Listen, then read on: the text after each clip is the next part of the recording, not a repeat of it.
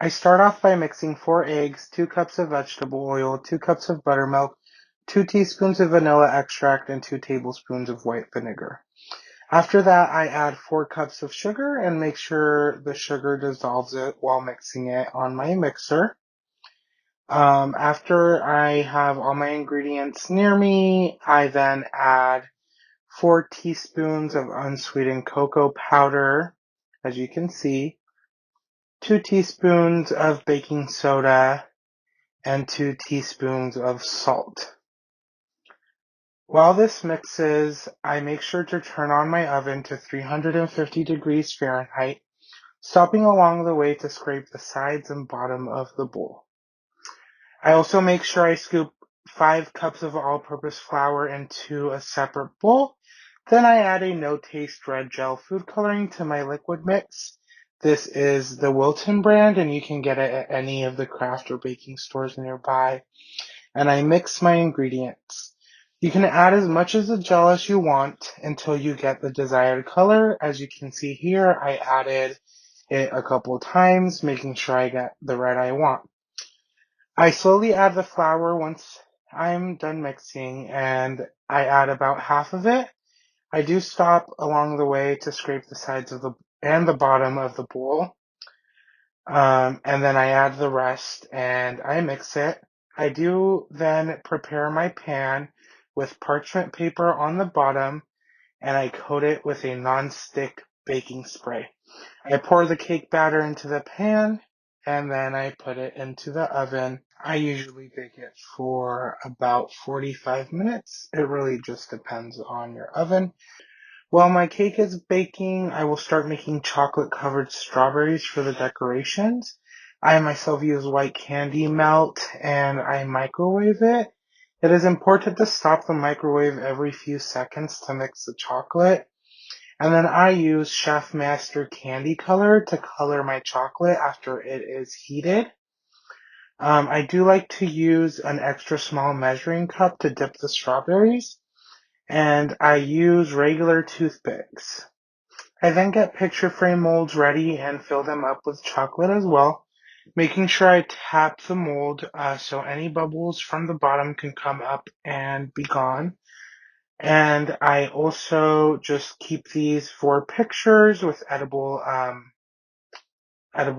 print paper, and I did do some small roses as well for decoration. I decided to do black for my accent color, so I decided to melt chocolate. I usually melt milk chocolate and then I add black candy coloring gel, but you can use dark chocolate as well.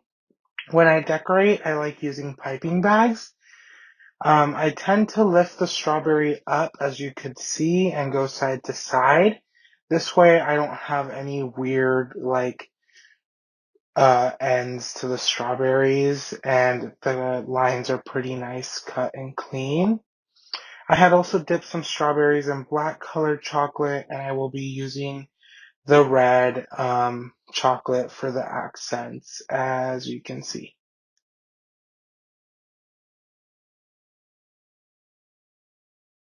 I then cut out a 1 and an 8 number stencil with some parchment paper. Once I flip my cake out of the pan, I place numbers on top of the cake, and using a small serrated knife, I start to cut the outline of the numbers. I make sure I hold the cake down just to make sure it doesn't slide and I mess up. I then also start removing whatever small pieces I can, and I cut the inner circles. While I cut the inner circles, I do cut lines through them, sort of like if it was a pizza, just to make it easier to get the cake out. I then remove all the extra pieces from the cake. You can save this extra cake to make cake pops, cake jars, or I personally like to cut them in pieces and adding a little bit of the frosting later with some pieces of fruit. I then also start removing the circles from the inside. I did use a spoon to get the rest of it out, as you can see. I also, after I did this, I did cut my cake in half with a cake leveler, and I used the top half and moved it to the side. Then I started to do a frosting outer layer. This way I can fill it inside with some frosting and some fruit. What I used for the frosting was 5 8-ounce cream cheese blocks, and I mixed them with a paddle attachment until the cream cheese was nice and fluffy. I then added powdered sugar. I do recommend that you taste along the way. I personally don't add that much since I don't like my frosting to be very sweet. While it's mixing, I also make sure I add about 3 to 4 tablespoons of heavy whipping cream just to make sure the frosting is a little bit fluffier. Next, I use the same frosting to fill the middle, as you can see. I also did cut up some strawberries and I put those inside. While I put those inside, I just made sure they were pretty near to each other. That way every person would get at least a slice or two of strawberries. And I did this to all of the cake. I made sure that it didn't touch any of the outer corners so you couldn't see what was inside. I then had also added some blueberries, as you can see in a bit. And I used a specific baking tweezer that I bought online to just place these blueberries around.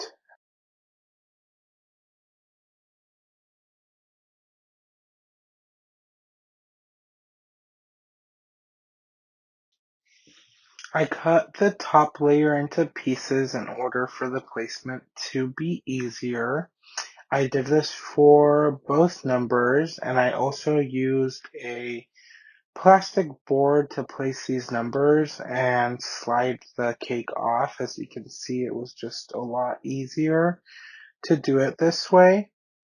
And then I use the same frosting with a round open tip to frost all of my cake. I want to fill it in as much as possible just to get it ready for decorations. I personally sometimes like to add some flavor to the frosting. Today I just kept it simple and did a cream cheese frosting, but I personally like adding sometimes powdered strawberries to make it taste like strawberries. Or I do like adding raspberries in there and mixing them in the mixer, and that way it's real fruit raspberry and it tastes really good for either all of the cake or just the filling. It really just depends on what you like.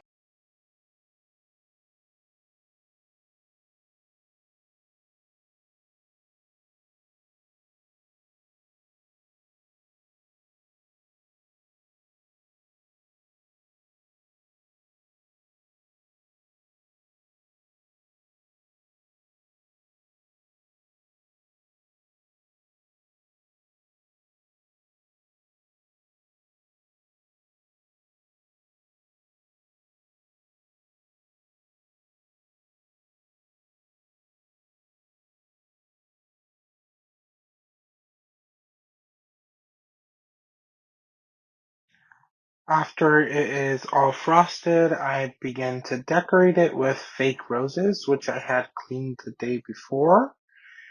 As you can see, I did black and red, just going with my theme, and I start to add the chocolate covered strawberries.